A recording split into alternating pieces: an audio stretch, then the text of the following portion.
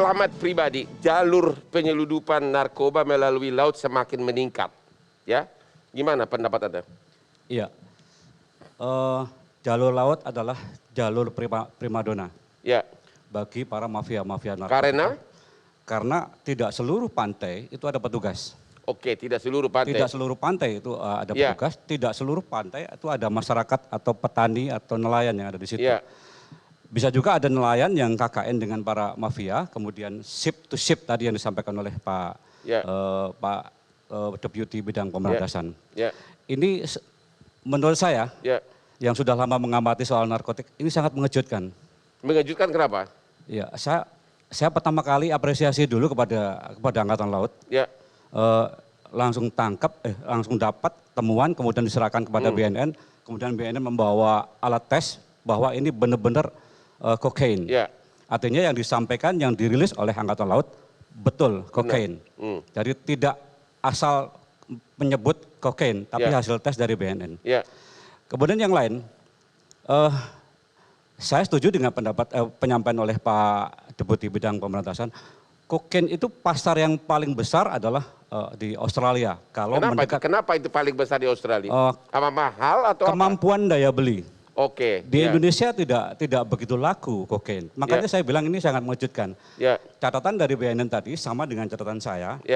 Pertama yang beredar gelap itu adalah sabu, ganja, ekstasi, heroin, kemudian obat-obat penenang. Kokain dalam posisi yang paling terakhir. Tidak disukai di Indonesia, pertama memang mahal. Saya ingin menyampaikan saran kepada BNN. Jangan terlalu lama menyimpan barang temuan ini Pak Kepala. Kenapa Pak? Karena di dalam pasal 91 Undang-Undang nomor 35 tahun 2009 tentang narkotik, menyimpan bahan narkotik, bukti narkotik atau temuan narkotik itu tidak boleh terlalu lama karena sifat kimiawi dan sifat sosial. Sifat kimiawi itu jangan sampai antara timbangan pada saat temuan dengan timbangan pada saat mau dimusnahkan itu menjadi berbeda. Anda curiga bakal dicolong seseorang atau gimana? Sifat sosial. Lu curiga BNN? Oh tidak. Karena memang Pak, narkotik itu selalu ada timbul dari siapapun untuk mengambil tanpa hak. Kenapa Bapak khawatir itu dulu? Belum Bapak jawab. Bapak khawatir tapi alasannya apa? Saya khawatir. Kenapa? Jangan sampai petugas menyimpan dengan cara yang salah. Menyimpan dengan cara yang salah atau dicolong sedikit? Bisa dicolong sedikit, ya bisa diambil sedikit, bisa diincipi sedikit, atau kemudian sedikit kemudian dijual keluar. Bukankah itu terjadi dalam semua barang bukti di Indonesia ini? Sebaiknya bagaimana barang bukti ini? Langsung dimusnahkan atau dijual? Sesuai dengan pasal 91 Undang-Undang Narkotik itu segera dimusnahkan dengan cara-cara yang benar menurut hukum Undang-Undang Narkotik, hukum acara pidana narkotik. Itu segera dimusnahkan karena temuan. Kemudian penyerahan dari Angkatan Laut segera dibuatkan berita acara penyerahan, langsung berita acara pemusnahan dan dibakar. Dari pengamatan Bapak, yang paling banyak masuk ke Indonesia ini dari negara mana? Iya, dari negara saya menyebutkan, sekali lagi saya mohon maaf menyebutkan negara dari China. Karena di China itu adalah home industry, sabu. Oh dari China paling banyak? Bukan dari Thailand? Bukan, dari China. Karena di China itu adalah sifatnya home industry. Artinya legal di sana? Legal, home industry. Ada yang tidak ilegal di sana. Tapi kebanyakan adalah untuk kebutuhan bahan dasar obat. Sebagian disalahgunakan untuk penggunaan pesanan-pesanan ke arah Indonesia. Dan kenapa Indonesia? Apakah karena pasarnya banyak atau gimana? Indonesia pasarnya banyak sekali. Kayak apa, 300 juta penduduk? Karena memang begini, mengelola soal narkotik di dalam kebijakan kriminal di Indonesia itu mulai dari pencegahan, pengobatan, sampai dengan penindakan, hukum maksudnya, itu harus berlangsung secara seimbang. Tidak boleh ada yang lebih maju dalam politik kriminal di dalam undang-undang. Jadi menurut Bapak paling banyak itu dari Cina sekarang ini? Iya. Benar itu Pak BNN, dari Cina paling banyak sumbernya? Memang belum ada yang signifikan menyatakan bahwa barang ini dari China. Mohon maaf Pak. Ini ada yang saya katakan dari Golden Triangle. Mana Laos, Thailand sama Myanmar ini. Mereka di sana, pembuatnya di sana Pak. Itu yang sering dilempar, dijemput. Dan ini sangat banyak juga sekali pengiriman bisa setengah ton. Kami pernah nangkep 400 kilo. Satu kali pengiriman sabu itu ya di Aceh. Memang Aceh. Ya itu Aceh. Ya saya bukan kurang sependapat kalau Cina memang begitu hasil lab, kita punya lab, betul barang itu dari sana juga itu Pak. Oke, kalau gitu kita bahas dulu sekarang. Kalau tadi kan penyeludup, sekarang dari segi pengguna.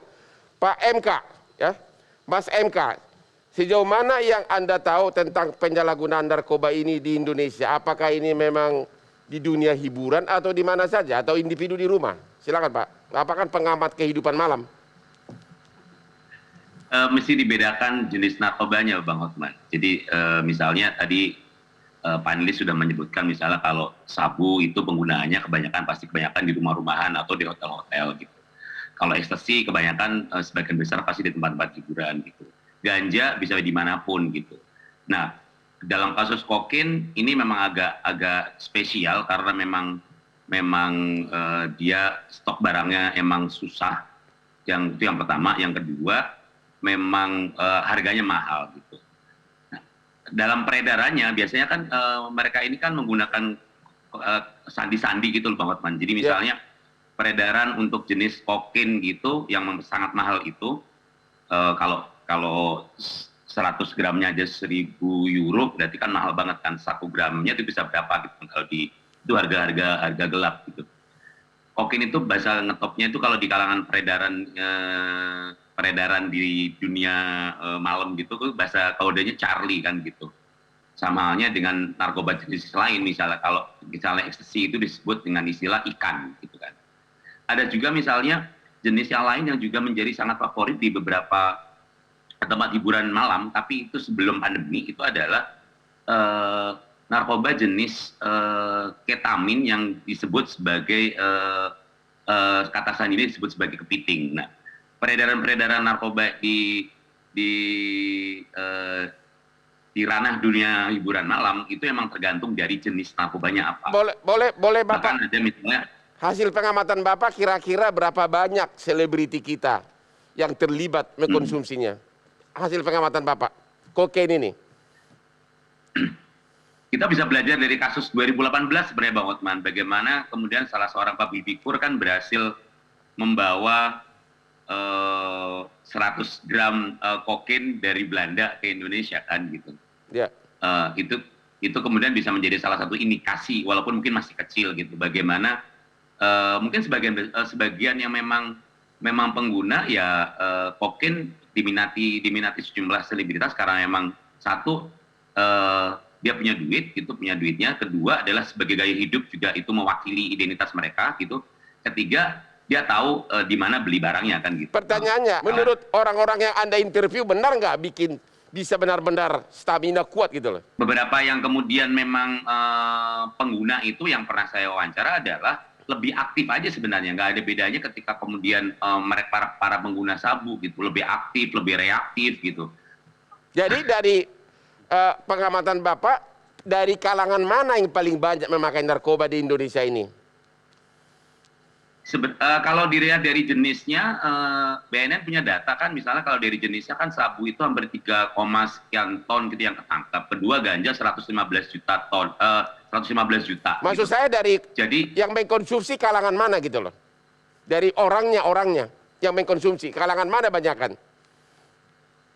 Oh, kalau dari kalangan beragam, Bang, karena dari data juga kan yang jelas adalah 27% itu yang mengkhawatirkan ada pelajar dan mahasiswa. Tapi rata-rata pengguna narkoba di Indonesia itu adalah umurnya umur produktif gitu, 16 sampai 65. Tapi kalau dilihat dari profesi, berarti itu memang tergantung dari jenis narkobanya. Karena kalau narkobanya jenisnya apa, itu kan mempengaruhi soal harga, di mana dapatnya, dan seterusnya. Dunia artis kita gimana? Sesuai dengan data. Selebrita dunia artis, berapa persen artis selebrita kita yang terlibat narkoba menurut pengamatan Anda, perkiraan Anda? Susah ngedatanya, tapi kalau based on dari beberapa kasus yang tertangkap, beberapa selebritas yang tertangkap, lumayan banyak ya. Artinya dari jenis dari ganja, dari sabu gitu kan, itu beberapa kali kan BNN dan pihak kepolisian juga menangkap. Artinya dari presentasi saya nggak tahu pasti berapa presentasinya sih. Oh, begitu. Tapi lumayan kayaknya. Oke, Pak MK, terima kasih. Bapak lagi di Bali, silakan menikmati beach club-nya. Nanti kita lanjut lagi. Thank you, Pak.